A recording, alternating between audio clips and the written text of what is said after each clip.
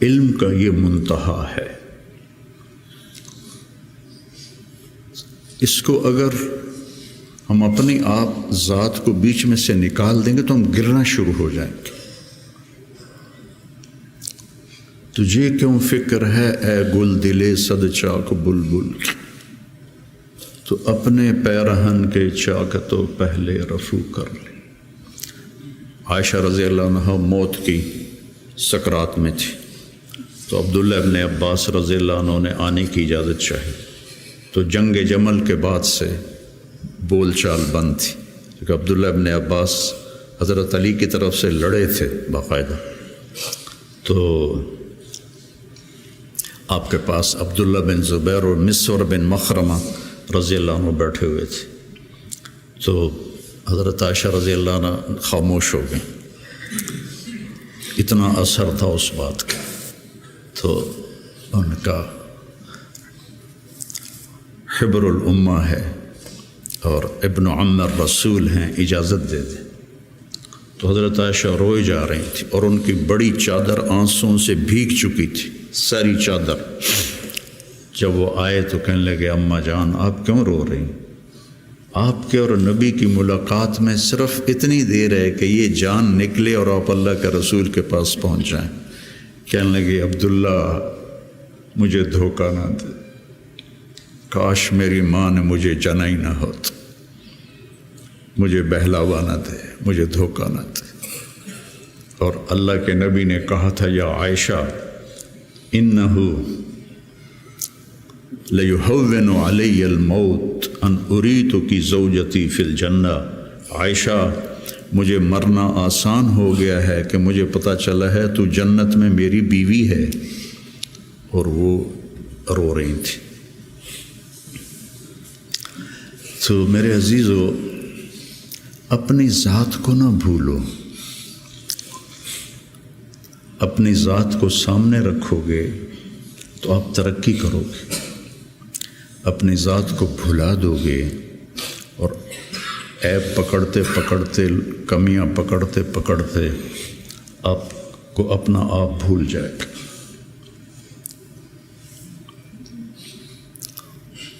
حضرت عمرو بن عاص رضی اللہ تعالیٰ عنہ موت کی کشمکش میں تھے، تو دیوار کی طرف منہ کر کے دھاڑو دھاڑ رو رہے تھے۔ تو ان کے بیٹے نے کہا اما بشرک رسول اللہ بکذا، اما بشرک رسول اللہ بکذا، اللہ کے رسول نے آپ کو یہ بشارت دی، یہ بشارت دی۔ تو آنسو خشک کیے اور لوگوں کی طرف متوجہ ہوئے کہ انی قد کنت علی اطباق ثلاث، میرے اوپر 3 دور گزرے ہیں۔ ایک تھا جب میں کافر تھا، اگر میں اس وقت مر جاتا تو سیدھا جہنم میں جاتا، پھر اللہ نے مجھے ہدایت دی، میں ایمان لایا، اور میں نے ساری زندگی اللہ کے نبی کو آنکھ بھر کے نہیں دیکھا حیا کی وجہ سے۔ اگر مجھ سے پوچھو کہ اللہ کے نبی کا حلیہ کیا ہے تو میں نہیں بتا سکتا کہ میں نے کبھی آنکھ اٹھا کے آپ کو دیکھا ہی نہیں تھا۔ اگر اس وقت میں مر جاتا تو میں جنت میں جاتا۔ اس کے بعد ہم پر دنیا کھل گئی اور ہم نے کیا جو کیا، اب پتہ نہیں آگے میرے ساتھ کیا ہونے والا ہے۔ پھر اسے ہاتھ اٹھائے، اللہم لا بری فاعتذر ولا قوی فانتصر ولا مستنکر بل مستغفر۔ یہ دعا میں روز مانگتا، روز مانگتا، اللہم لا بری فاعتذر ولا قوی فانتصر ولا مستنکر بل مستغفر، لا الہ الا اللہ، لا الہ الا اللہ، لا الہ الا اللہ، کہتے کہتے روح پرواز کر کے۔ تو میرے عزیزو، آپ ہم سب بڑے خوش قسمت ہیں، ہم ایک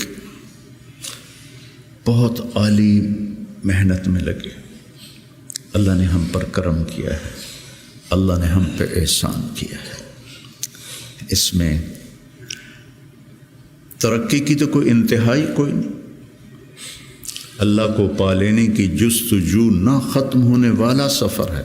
چونکہ اللہ کی حد، میں گاؤں سے چلا فیصل آباد 1.5 گھنٹے میں پہنچ گیا، منزل آ گئی، لیکن اللہ کی کوئی حد نہیں، جتنا اس کو پاؤ گے اتنا کھویا ہوا محسوس کرو گے، انتہائی کوئی نہیں۔ یہ وہ سفر ہے جس کی کوئی حد نہیں ہے۔ عبث ہے جستجو بحر محبت کے کنارہ کی، بس اس میں ڈوب ہی جانا ہے اے دل پار ہو جانا۔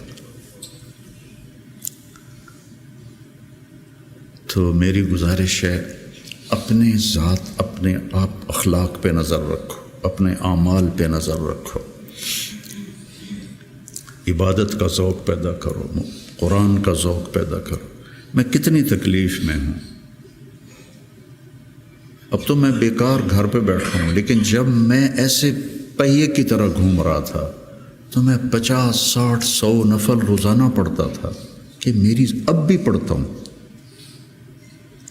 آج وہاں سے چل کے یہاں میرے 50 نفل نہیں قضا ہوئے، کہ یہ میری ضرورت ہے کہ وسجد واقترب، نماز اللہ کے قریب کرتی ہے، وسجد واقترب، نماز پڑھ اور اللہ کے قریب ہو جائے۔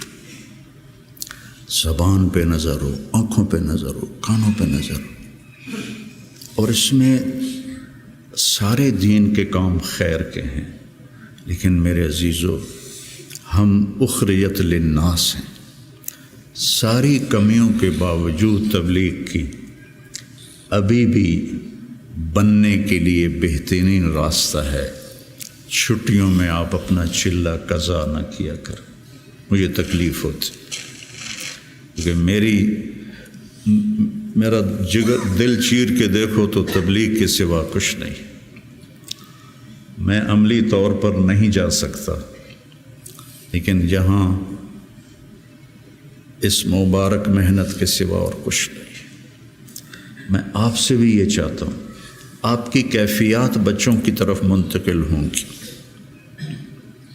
جب آپ کے اندر سے تبلیغ کی عظمت نکلے گی تو آگے کیسے منتقل ہوگی؟ کتنے مشائخ آئے، اس طرح عالم میں تبدیلی کوئی نہیں لا سکا۔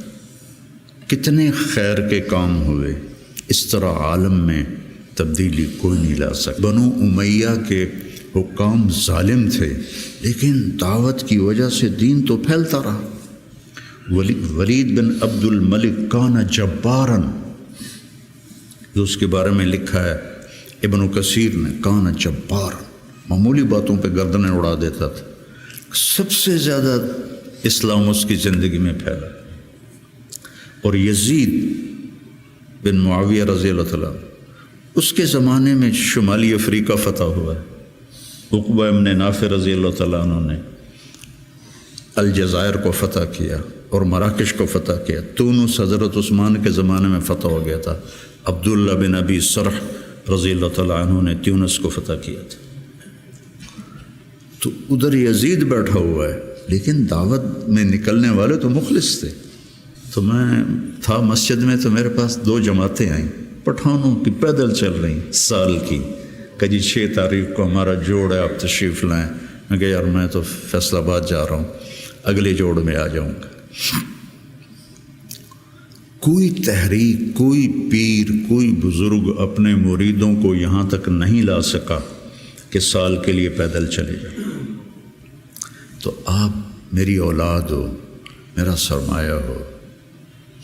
میں عمر کے آخری حصے میں ہوں، آپ لوگ ابتدائی حصے میں ہیں، تو اس مبارک محنت کو اپنی ترجیحات میں رکھو، ترجیحات میں رکھو۔ میں نے کبھی چلہ نہیں قضا کیا تھا، ایک آدھ چلہ میرا بیماری کی وجہ سے قضا ہوا، اور اب 4-5 چلے سر درد اور کچھ اور عوارض لاحق ہو گئے، ورنہ میں جو بھی ہوتا تھا میں چلہ نہیں چھوڑتا تھا، کہ میری ضرورت مجھے کرنا ہے۔ عام انسانوں کی طرح زندگی گزارو اور اپنے اللہ کو اپنے سامنے رکھ کے چلو، تو انشاءاللہ اللہ آپ کو ترقی دے گا، اللہ آپ کو بلندیاں دے گا۔ ہماری تو شام ہونے والی ہے، آپ لوگوں کی سویر ہے، ہمارے لیے عزت کا جاریہ بنو، ہماری قبروں کی ٹھنڈک کا ذریعہ بنو۔ اور میں مدارس ایک خاص مقصد کے تحت میں نے مدارس بنائے، نہ کوئی کمی ہے مدارس کی، علماء کی کوئی کمی ہے؟ ایک اخلاق والی نسل تیار، ایک قرآن سے شغف والی نسل تیار، عربیت ان کا خاصہ ہو، قرآن ہو، سیرت ہو، عربیت ہو، اور اچھے اخلاق ہو، اور تبلیغ کا جذبہ ہو، دنیا میں پھرنے کا جذبہ ہو۔ تو اللہ تعالیٰ ان کو دیکھو، آج میں نے جب شروع کیا تھا تو اتنی تنقید سنی، گالیاں تک، اور اب رائمنڈ میں اعلان ہوتا ہے حسنین کے علماء کی طرح۔ یہ میرے لیے شرف ہے، حسنین کے علماء کی طرح، کتنی بڑی میرے لیے یہ اعلیٰ درجے کی بات آپ سب کے لیے۔ تو اس لیے بچوں، اپنے آپ کو دیکھتے ہوئے چلو، چھٹیوں کا چلہ قضا نہ کرو۔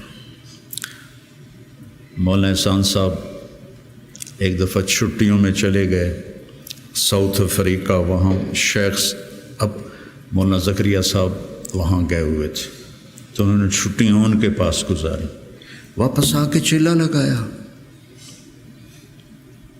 واپس آ کے چلہ لگایا۔ میں رائمنڈ میں اس وقت پڑھتا تھا، انہوں نے اس کو کافی نہیں سمجھا۔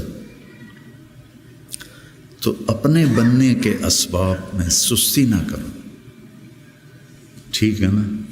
دی جا ایام کی تلخی کو بھی ہنس کے ناصر، غم کو سہنے میں بھی